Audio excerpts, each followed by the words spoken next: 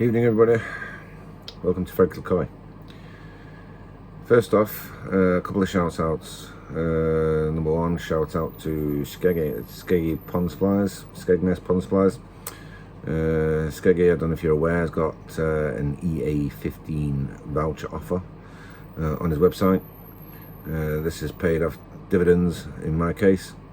I've ordered quite a bit of Skeggy in the last week. One Evo 20,000 litre Varipump, one Evo 10,000 litre Varipump, a box of media and some K1 media.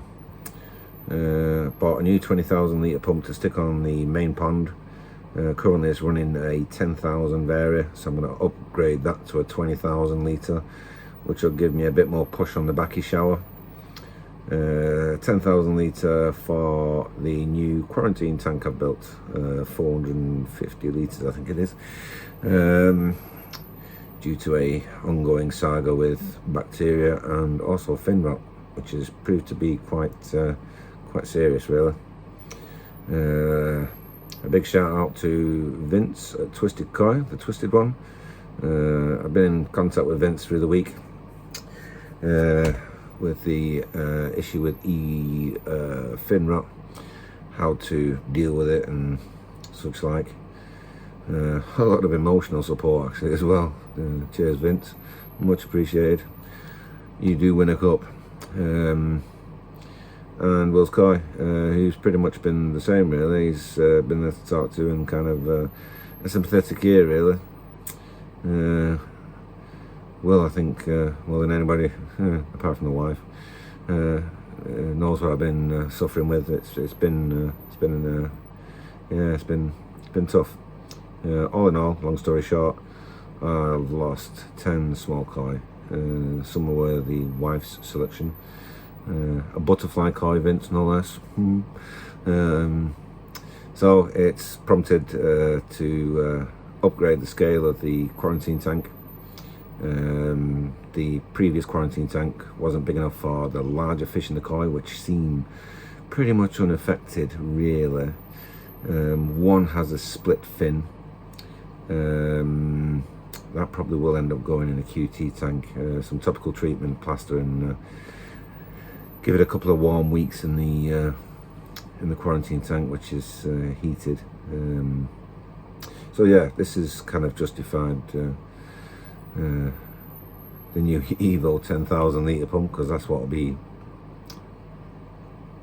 circulating the water on this. I have got a small 30 watt Vari pump.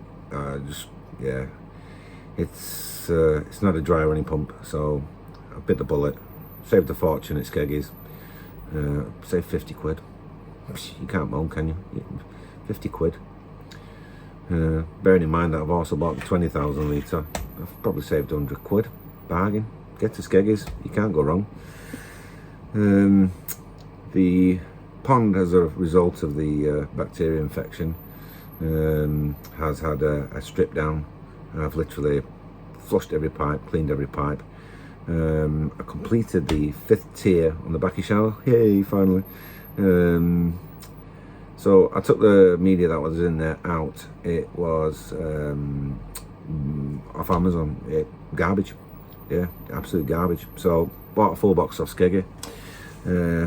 Took it apart, cleaned it, put in some new media, give it a bit of NT Labs good bacteria just to soak in. I hosed it down first and then just splashed a bit of this over the top of it just to help it. As I was fitting the 5th tier, it made sense. It was planned. I knew it was going to happen.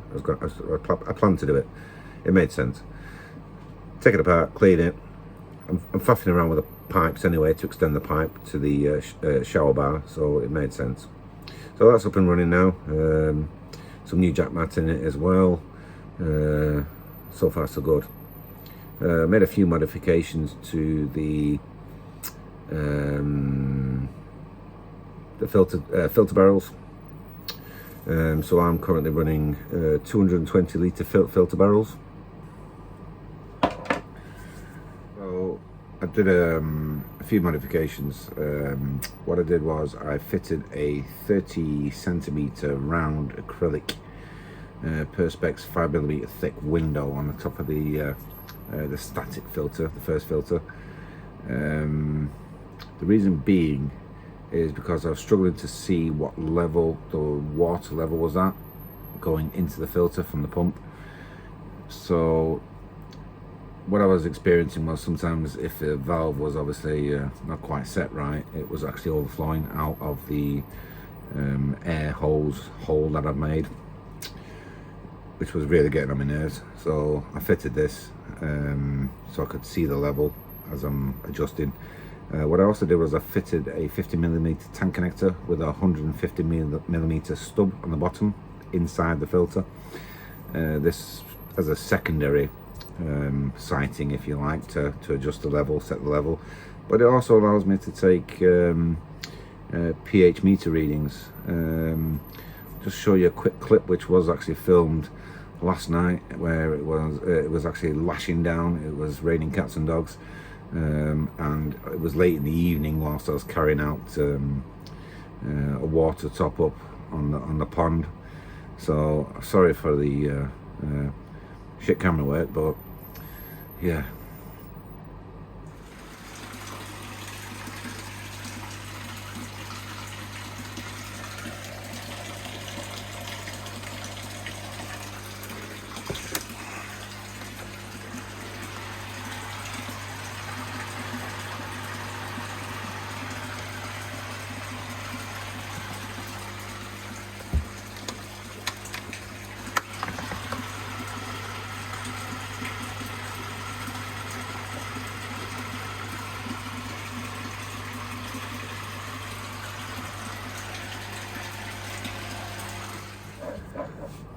So in terms of quarantine tank,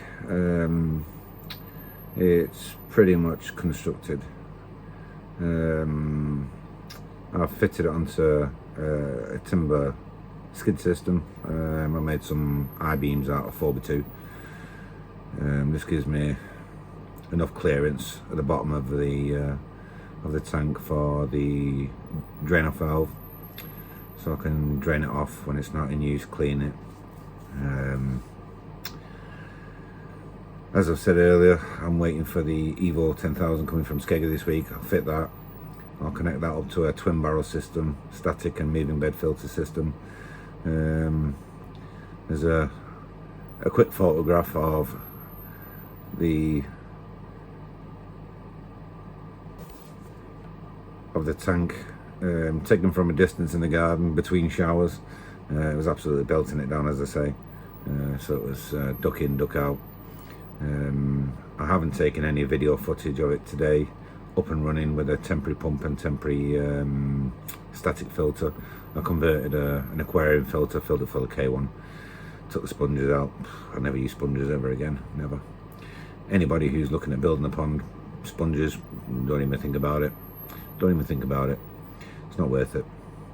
So here's that quick long shot of the build in progress from the back door. So I'll add a little bit of video footage just to show what it looks like in its current state. I'm gonna have to think about some sort of wrapping or cladding or decoration around it, because the wife, sure, she's not going to be happy looking at a big blue bin in the garden. Might as well have a skip in the back garden as far as she's concerned. So I'm going to have to tart it up with a little bit of something just to make it blend in a bit better with the garden. But for all intents and purposes, it serves the purpose it needs to serve. I'm hoping it will serve it well. So I'll just tap in a little bit of video. Do bear in mind it's going on for like 11 o'clock now. But I will throw a bit of footage in there. The plan is to do a bit more filming on the fitting of the pump when it arrives and the barrel systems. So I'll do the barrel systems as a kind of how-to, if you like. But just throw in a couple of seconds of video of the QT as it stands at the minute.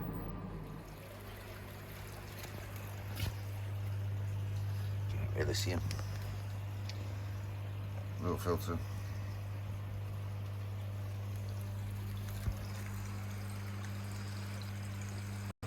So as you can see, it is a giant blue plastic bin. It's food grade, which is why you can't get them in black, apparently. Black is the black bins that they do are recycled plastic, which isn't recommended to keep livestock in. So it is what it is. It is from a supplier who does supply tanks like this for koi keepers, so it is typical koi blue, I suppose. It's great for seeing the fish though, I must admit. I think black would be very difficult to see the fish just at glance, to see how they are, if they've got cuts and scratches, to see how they're getting on, which is another reason why I'm contemplating with the idea of fitting a window to the front of it. Another project for another day. The key thing at the moment is getting up and running. Not too shabby, I suppose. Nice little touch with the porthole window, I think, on the top. I didn't want to put another one in. I didn't want to weaken the lid too much. So a quick clip of the drain down and some of the fish being separated into bowls. It does show the bowl covered with fish who unfortunately are no longer with us. The fish aren't visible, but if you don't like this kind of thing, perhaps fast forward a little bit.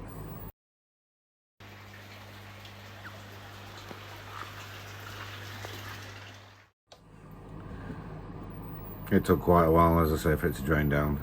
I made sure that the smaller fish in particular didn't slip the net, as it were.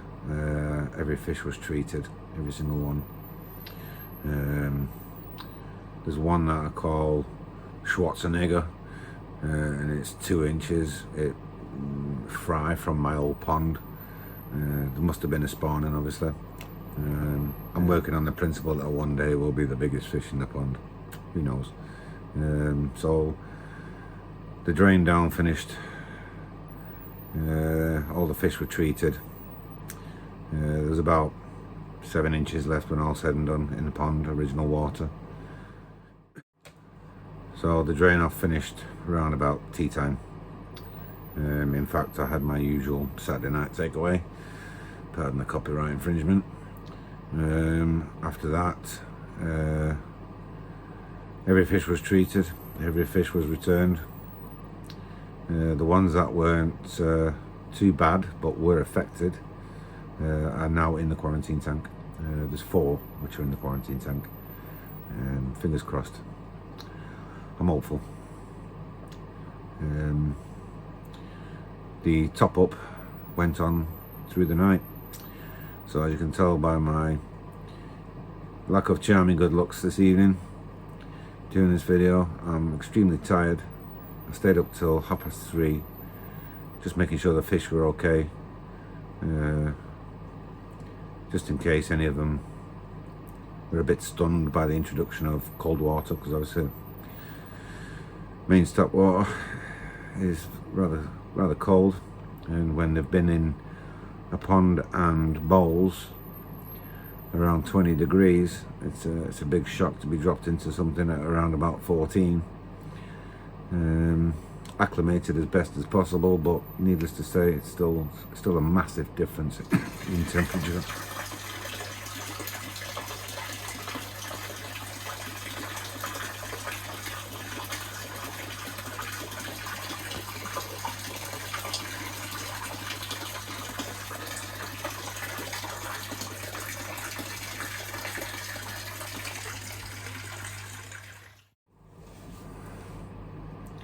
So the plan is to just see how it goes now. That's all I can do. Weeded out the week, just see if the strongest survive now, and hopefully dealt with the issues once and for all.